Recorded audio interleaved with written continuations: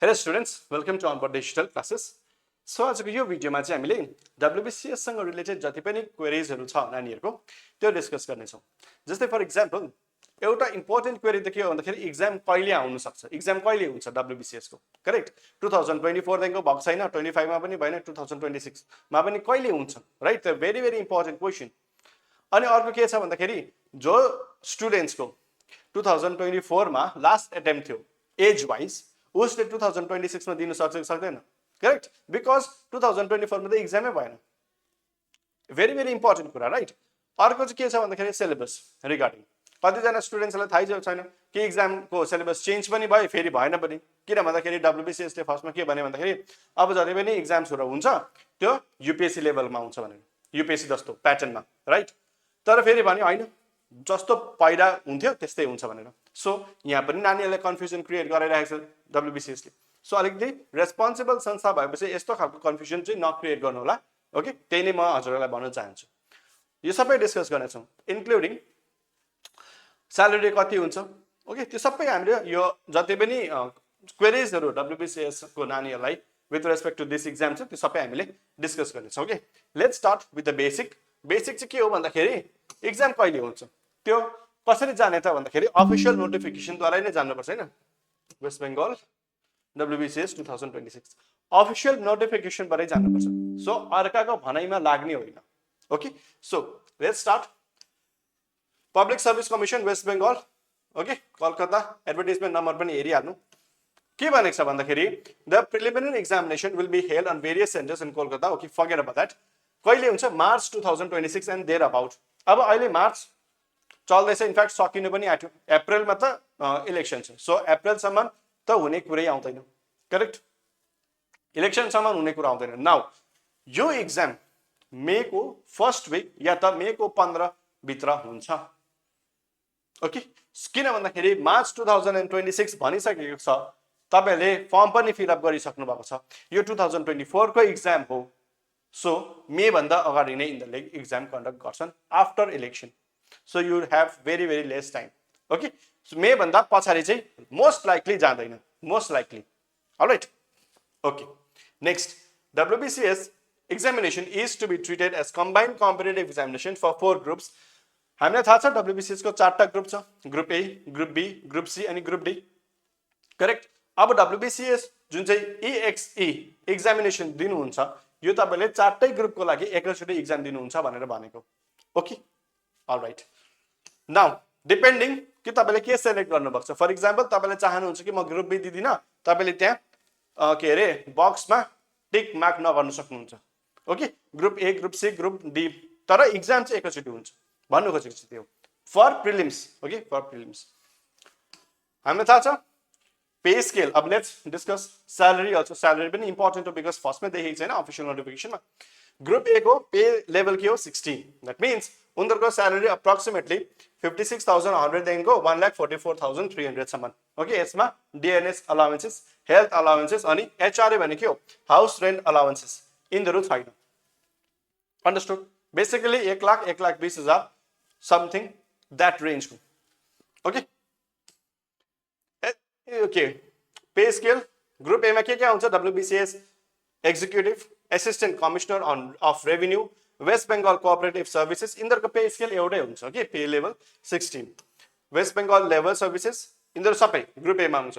West Bengal food and supply services, West Bengal employment service, यो सबै pay level 16 को आउँछ. अब ग्रुप B मा पनि के हो भन्दाखेरि police, West Bengal police service चाहिँ ग्रुप B मा आउँछ. तर त्यो पनि कुन चाहिँ पे लेभलमा छ त भन्दाखेरि 16 मै छ. यसको पनि सेम रेन्जमै आउँछ. बिसाइड्स DRA के रे house rent allowances in excluding that. Understood? Now group C मा चाहिँ अब अलिकति पे लेभल घटाइदियो, 17 बाट 15, पैसा पनि घट्यो, करेक्ट? सो ग्रुप C मा चाहिँ के आउँछ? Superintendent, district correctional home deputy superintendent, right? Joint block development officer, deputy assistant director and consumer affairs. यदि नानीहरुलाई थाहा छ भने, right? West Bengal junior service welfare services आउँछ. West Bengal subordinate land revenue. Please read this. Okay, यो सबै ग्रुप C मा. अब ग्रुप D को पे लेभल के छ भन्दाखेरि 10 छ ग्रुप D को, राइट?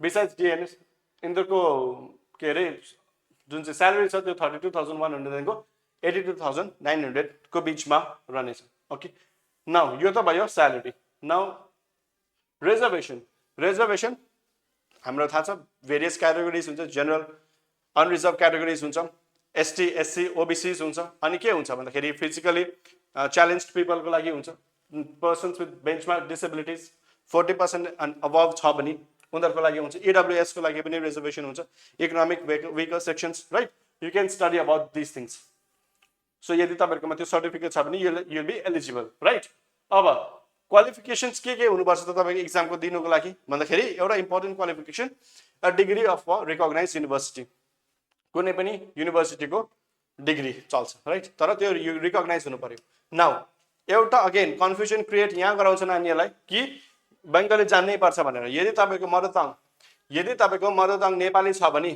राइट यदि तपाईँको मदर टङ नेपाली छ भने तपाईँले जान्नु पर्दैन not required for those candidates whose mother tongue is Nepali understood Bengali बोल्नु या त जान्नु पर्दैन यदि नेपाली होइन र अन्य हो भने तपाईँले लेख्नु पनि जान्नुपर्छ बोल्नु पनि जान्नुपर्छ अनि पढ्नु पनि जान्नुपर्छ okay the candidates must fulfil the requisite qualification by closing date यो सबै क्वालिफिकेसन हुनुपर्छ सबमिसनको क्लोजिङ डेट सम्बन्धमा knowledge of Bengali will be tested for candidates यो जो बङ्गाली छैन र जसलाई बङ्गाली बोल्न आउँछ कि आउँदैन त्यो चाहिँ पर्सनालिटी डेभलपमेन्ट जति बेला तपाईँको इन्टरभ्यू हुन्छ त्यति बेला टेस्ट गर्छ भनेर भनेको छ ओके राइट क्वालिफिकेसन भयो अब एज यहाँ नानीहरूको थुप्रो कन्फ्युजन हुन्छ होइन एज यहाँ के लेखेको छ भन्दाखेरि not below 21 years that means तपाईँको म्याक्सिमम यो के अरे मिनिमम एज 21 हुनु पर्यो but not more than 36 years now सोच्नुहोस् कि 2024 मा होइन 2024 मा तपाईँ 36 इयरको हुनुहुन्छ अरे अब यो इक्जाम त 2024 को हो नि त करेक्ट अहिले के छ 2026 तपाईँ 38 वर्षको हुनुहुन्छ now will you be able to give the exam or not भन्दाखेरि yes you will be able to give exam कसरी भन्दाखेरि age age is recorded only in the Madhyamik or equivalent certificate government the age limit applies to all candidates यहाँ कहाँ लेखेको थियो भन्दाखेरि यहाँ हेर्नुहोस् ल but not more than 38 January okay examination that is 2024 यहाँ लेखेको छ द्याट मिन्स यदि 2026 मा पनि तपाईँले इक्जाम दिनु हुँदैछ भने पनि तपाईँको एज चाहिँ 2024 कै क्यालकुलेट हुन्छ अन्डरस्टुड 2026 मा तपाईँ 38 इयर्सको हुनुहुन्छ नि होइन सो तर यो एज चाहिँ तपाईँको 38 इयर्स होइन 36 इयर्स नै क्यालकुलेट हुन्छ ओके यहाँ के भनेको छ let us read once more not below 21 years but not more than 36 years on the 1st January of the year of examination 1st January of the year of examination 2024 not 2026 okay yeah specifically mention gareko cha for services and posts including in group A and C that is born not earlier than 2nd January 1988 and not later than 1st January 2003 so you please remember this understood okay age is recorded okay माध्यमिकको जुन चाहिँ report card छ त्यसकै अन्तर्गत as हुन्छ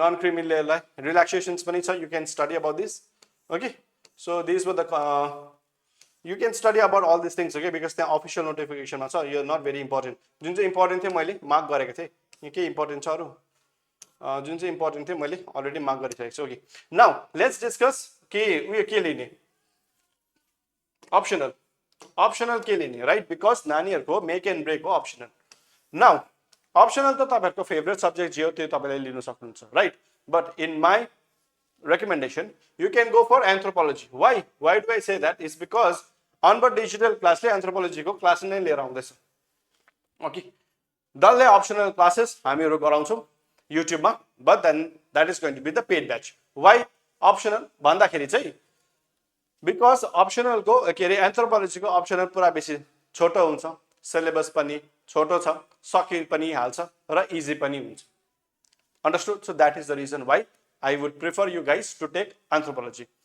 Anthropology यदि हजुरले लिनुहुन्छ भने onboard digital class is going to take the initiative जति पनि anthropology को questions हरु छ with PDFs, notes, video, everything will be provided to the students if you are interested in anthropology optional, right? Apart from that, you can take any optional of your choice. That's perfectly fine. But don't take options like economic because difficult huncha.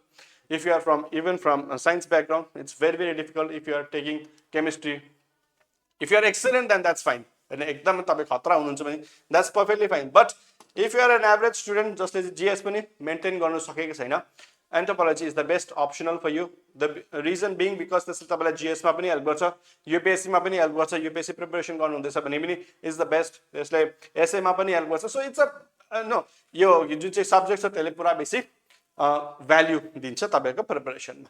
So I hope I've addressed almost all the queries of students. If you have watched this video, thank you all very much for watching this video till here. I'll meet you guys in the next class. Thank you.